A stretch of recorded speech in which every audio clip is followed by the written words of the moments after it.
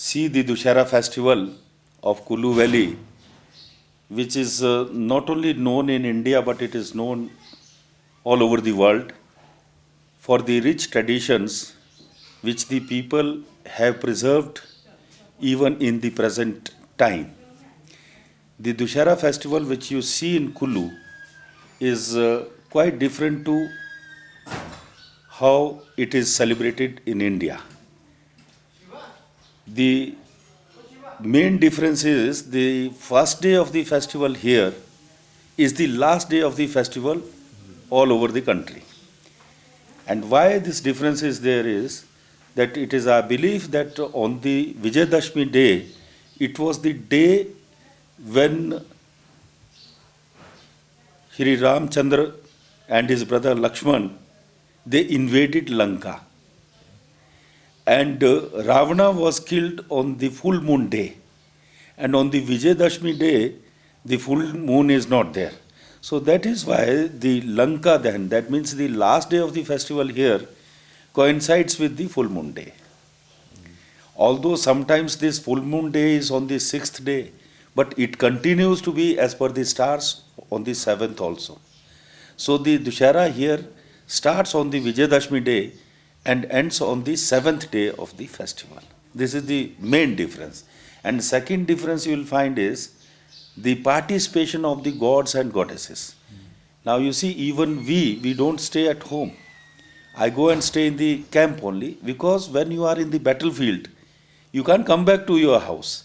So that is why Lord Ram Chandra is also taken from the temple to the main ground and he camps there for 7 days and comes back only after the Ravana is killed. So this is the main difference which you find here and elsewhere in the country. So far as my family participation in the festival is concerned, I would like to tell you something about that also. You see, if you read Ramayana, you won't find any mention of Hidamba in that. But here you must have found that Hidamba has a major role to play in the Dussehra festival. Why it is so? Because, you see, we are from the Pandava Vansh. And our ancestors, they used to stay near Hardwar on the side of river Ganga in a place known as Mayapuri, and presently it is known as Kankhal. That is our native place. And our ancestors came from that place only. And why they had to come here is because during the exile of the Pandavas, they came to Kullu also. They came to Manali. And it is our belief that Ghatotkacha was born in Manali only. And as you know, Hidamba was a demon. So she got married to Bhim. And when the Pandavas were going away from this area, she insisted that she should also be taken along. But Lord Krishna prevailed on her that if you go with these people, people will not remember you because you are a demon and will be known as a demon only. But if you stay back, you will be blessed with a son who will be known as a great warrior and he'll sacrifice his life during the Mahabharata. And he also advised her that she should do tapasya here in Kullu itself, so that she is worshipped as a goddess in the times to come. So since we were from the Pandavas family, and until and unless some big man started the worship of the Devi Hidamba, nobody would have ever worshipped her. So for that, there was a big famine in that area, Hardwar area. And our first ancestor, Raja Bhagmuni Pal, he was also from the royal family there. But because of the famine and because of the poverty, he left the place and came to this place. And he served with a pitcher maker and helped him to sell his pitchers. So one fine morning he was going to a mela to sell the pitchers for his master. So this place is very near to Manali. So when they were climbing the hill, he found an old lady who could hardly walk, but trying to crawl and go to the Mela. This Bhangmuni Pal said, "Ke Dadi, why don't you come on my back? I'll take you to the Mela." Why he called her a grandmother is because here any old lady we meet her, we call her a Dadi. He never knew that she belongs to our family.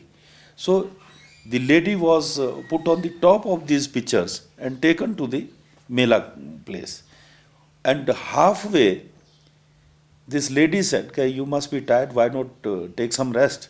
So after taking rest, she insisted upon Raja Bhangmunipal that why don't you come on my back now, I'll carry you. He said, "How can you carry me? You can't even walk. So how can you carry me?" She said, "You have called me a Dadi. Do you mind coming on my back for a few minutes?" He said, "All right."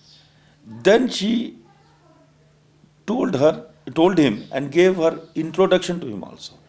That look here, I am from your family. I am Hidamba. I got married to Bhim. And this was the blessing given to me by Lord Krishna. So you will become a king of this area one day. But you should remember me. And so long as you will remember me, you will continue to be a king. And your generations to come, if they remember me and give me the same respect, they'll also be known as kings. So this was the blessings given by Devi Hidamba. So after that, one day he became the king of this area. This area earlier it was ruled by the Ranas. Almost all the villages had their own small king. So they were attacked by this man, and those people, and in those days, the people of this area, they were fed up of the Rana's rule. So they joined hands with Bhangmunipal, knowing that he has been blessed by some goddess. So he became the ruler of this area. So even today, when you must have seen on the first day, when Hidamba comes here, we don't receive her here. A silver stick is sent to the border of the town, and then she comes from there. She is received by this man on our behalf, but we don't receive her even here.